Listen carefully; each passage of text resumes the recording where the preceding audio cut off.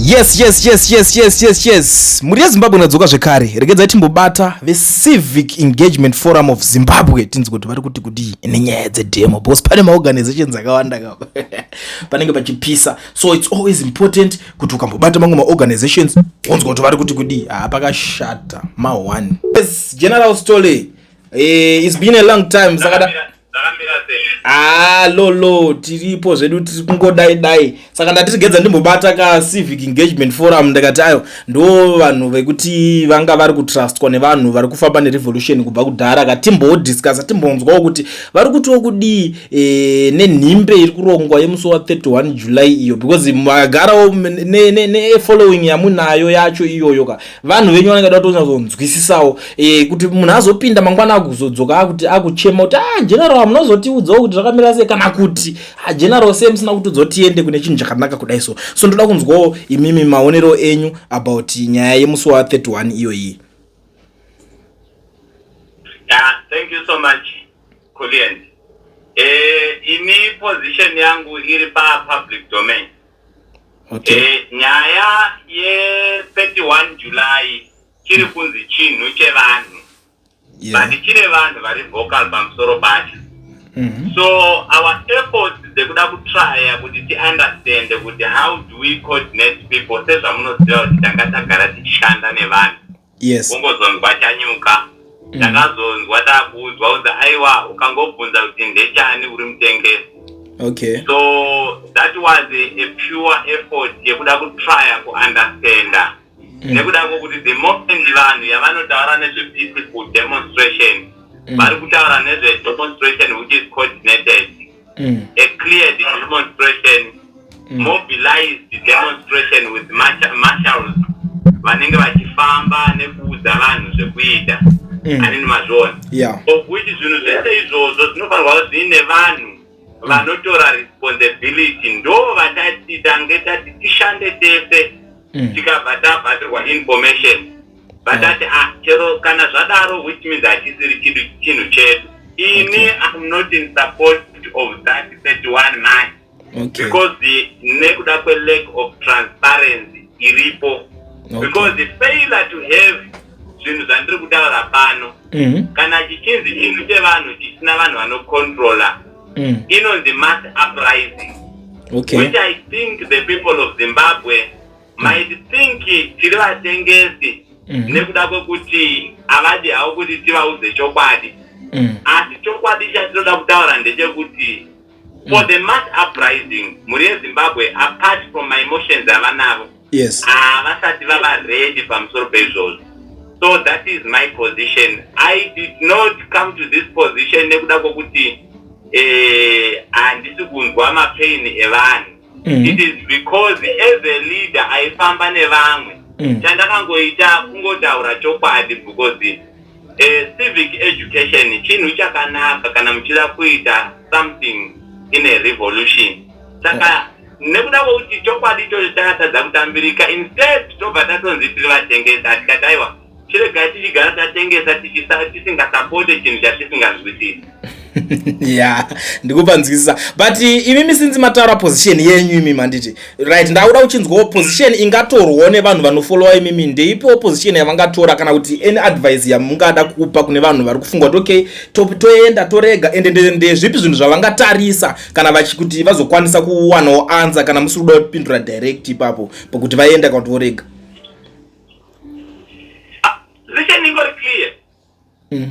Kana vachienda vari kuenda mukapasiti yavo zvakanakira ivo because chero vacho vari kuchipusha vari kuti ndechavo vanhu. Asi isusu kana vakutitsvagira kuti tikupei position yedu yatingada kuti mafollowers edu aite isusu vedu takatovaudza valoyal kwetiri takavaudza kuti siyanai nacho chinhu chakadhakwa. But kune vamwe vekuti vanenge vari loyal kwamuri vanokufarirai futi vasina kunyatsochinzwisisa because you are on a different platform at the end of the day. Ndo pandoda kuti ndezvipi zvingatariswa nevanhu kana kuti vaone kuti okay chinhu chiri legit tingaichiendera zvichoka tochiregera ndezvipi zvavangatarisa kuti munhu because handioreti munhu achikrosa kuti akrose road handi munhu anotanga otarisa kuleft otarisa kuti hakuna mota iri kumhanya here otarisa kuti hakuna zvakadai so saka ndeapiwo masigns or mared flags avangatarisa kuti vaone kuti chinhu chibhowo kana kuti hachisi. Mass masainzi aripo ndeyekuti vanotarisa kuti chine muridzi here. Okay. Nekuti chiri kunzi peaceful demonstration. Chine muridzi here. Kana tichitaura muridzi tiri kutaura mamarshals vanogona kuzopa vanhu direction nekumaintaina order. Because pavari kungoti peaceful chete vakutotaura they are complying. Therefore that order inoda mamarshals. Mobilization haisikuitwa mudhorobha chete. Logistical movement dziri kuitwa nevanhu vari kudziita sei. Are we inclusive zvekuti chero kumagrassroots tiri kusvika so that we have uniformity in whatsoever we are doing. Kana maboxes iwayo ese akatikwa then from there vanhu vanongotora position yavanoda. Isu tiri kutaura kuti izvi zvese izvi ndo zvinhu zvatakatsaga tikazvishayiwa tikazi tivatengesi. Therefore ini ndaona zvakadaro ndakabva ndati handisapote manje ya31. Alright. But mimi muri kuti chinhu achina vanhu ka because you have been asking and ziona makabvunza zvenyu. But inini ndakazorwa tsvagiridzo dzangu ndikaona kuti team yesungano yevanhu yaya ana Jacob Ngarivume and pane this other comrade vanonzi comrade Nyatsimba Mutota ndo vamwe vari kunya kuvavhokawo futi panyaya yacho vari kutora ka responsibility papo. Varidzive chinhu ichi vari kutochema kuti chakahitekwa. Ndo chinhu chekutanga. Okay. Vari kutochema kuhitekwa kwechinhu ichi. Vanhu vari kuhijeka chinhu ichi because zvandikutaura panapa Julian. Take the messaging iripo. Kune vari kuti tiri kunodemonstrate kuti a constitutional amendment act number 3 haishandire vanhu, which is fine. Okay. Kune vari kuti tiri kunodemonstrate kuti Mnangagwa Masipoko, I'm using the very exact words which are being done in the mobilizing groups.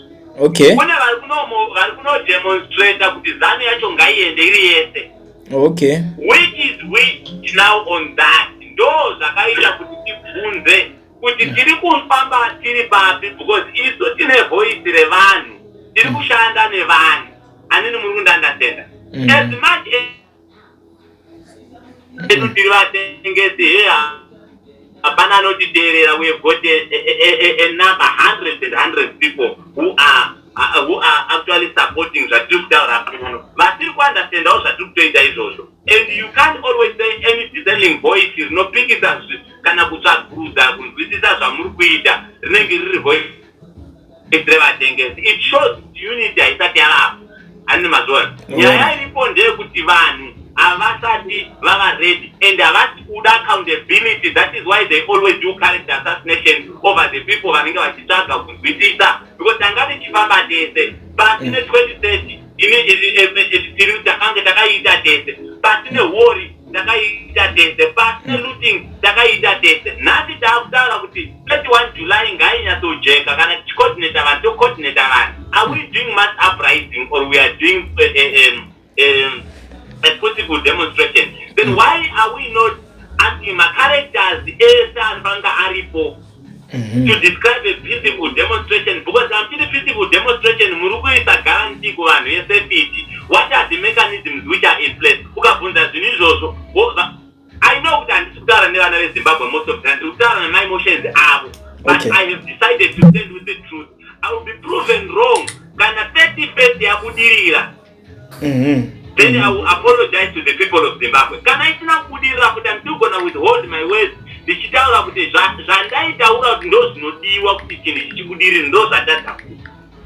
Alright. Ndanzwa muchitaura muchiti zvoni varidzi vacho vari kuchema kuti chakahajekwa. So are you saying kuti varidzi vacho vakutochiramwawo here vakatanga nechinhu chacho? I can prove you that varidzi vechinhu ichi vakatoita meeting nezuro in Midrand. Okay. Ndo vanhu vakato-invite even Mark and Mike.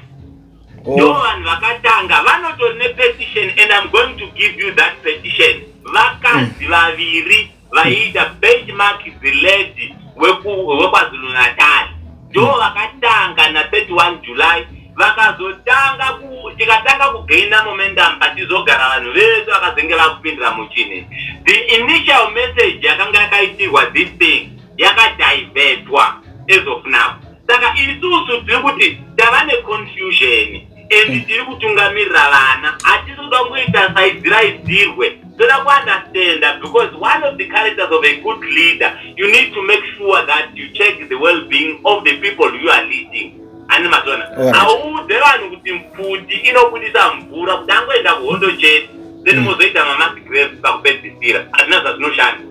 Alright, thank you so much comrade Sithole, but ndinoda kuti mungutaura nemazimbabweans town time yedu ndoyaita jealous and ndizotanga ndiri biased kanda kuti ndakutanga ndakukupai more than 10 minutes like what I'm doing to others. Ndapa mashoko ekupedzisira amunoda kutaura nevana veZimbabwe vangange vakateererawo chirongwa chinechi paKulian TV. Ini mashoko angu kumhuri yeZimbabwe ndeyekuti mhuri yeZimbabwe, consider your safety first and at the same time don't be driven by emotions. My problems atinawo takava nawo for a long time. This is the time we are trying to develop kuti tisimudzire zvinhu zvedu kuti zvifambe zvakanaka. Therefore ma emotions edu ngaregedze kutipa speed tichiita zvinhu zvinenge zvisina sarukano zvatinozosvika muna taisireva. At the end of the day, coordination and unity inofanirwa kunga iripo pazvinhu zvinounderstandeka pane zvese zvatinenge tichiita. Ndozvatingada kuvauza. Thank you so much. Take the position yakanaka. Alright, thank you so much. Maita basa kane nigirikini inonzi chimbo iko ndandida kuti tichazotaura zvedu neCivic nigirikini yedu ikai because ndaona yanga iri kubatsira maZimbabweans zvakanyanya, but this is not the right time. But thank you so much. I will be back kwamuri kana pachinge pazoita zvimwe zvirongwa. Thank you so much. Ciao. So mhuri yeZimbabwe, that was comrade Sithole, ndo maonera avo nemamiriro avo panyaya iyoyi. Kana pachinge pazoita mumwe munondiziva kuti handina mangwana ndinongoyaenda mhuri yeZimbabwe handina zvinoira, munongondiudza kuti ndiani wamuri kuti taure naye tiite timuise pachivhitivhiti chenyu channel yevanhu Kulian TV. Kulian TV, team VAT. Asi vanhu vachishamsika, Kulian TV haichatsika, saka subscribe wozolaika, nechawana zvisapana chichazosha. Everybody say Kulian, Kulian, Kulian, yeah. Information is brilliant, brilliant, brilliant, yeah. Everybody say Kulian.